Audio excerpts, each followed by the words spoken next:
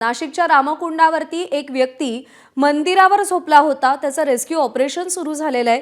जीवरक्षक दल त्याच्यापर्यंत पोहोचायला हवं। वृद्ध व्यक्ती आहे, रात्रीपासून त्या मंदिर परिसरामध्ये ती झोपलेली होती। त्याला खाली काढण्यात आलेला आहे आणि रेस्क्यू ऑपरेशन सध्या सुरू आहे। मंदिरावरती व्यक्ती झोपलेली होती, त्यांना वाचवण्याचे प्रयत्न सध्या सुरू आहेत। वृद्ध व्यक्ती आहे। सध्या नाशिक आणि परिसरात देखील जोरदार पाऊस बरसतोय।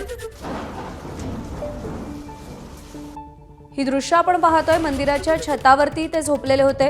मुकुल कुलकर्णी आपल्याला या सगळ्या संदर्भात अधिक अपडेट देतील। मुकुल, रेस्क्यू ऑपरेशन कसं सुरू आहे? गेल्या अर्धा ते पाऊण तासापासून रेस्क्यू ऑपरेशन सुरू झालेलं आहे। सकाळी 8 वाजता एका व्यक्तीला बाहेर काढण्यात आलेलं होतं, परंतु आता समोर दृश्यांमध्ये आपल्याला बघायला मिळते एक वृद्ध व्यक्ती आहे। ती व्यक्ती वरच्या बाजूला, हा जो मंदिर आहे इथे गांधी ज्योत असं याला संबोधलं जातं, वरच्या बाजूला जागा आहे, तिथे ती व्यक्ती रात्रभर झोपलेली होती।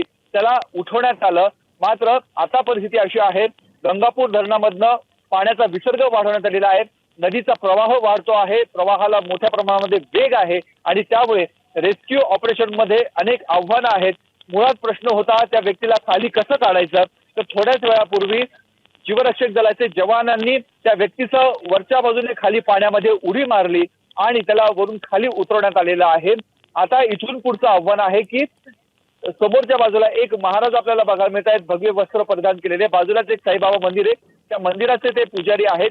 ते जिथे चालले तिथे एक छोटा पूल आहे, त्या पुलापासून आता पुढच्या बाजूला त्या व्यक्तीला न्यायचंय। मात्र हा जो परिसर आहे, एवढं पात्र जे आपल्याला बघायला मिळते ते साधारणतः 20 ते 25 फुटाचं अंतर आहे।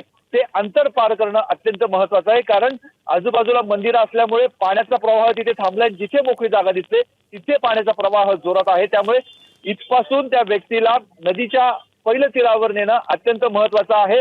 महापालिका, अग्निशमन दल, स्थानिक पोलीस प्रशासन आणि इथले स्थानिक जीवरक्षक दल यांच्या माध्यमातून हे रेस्क्यू ऑपरेशन सुरू आहे।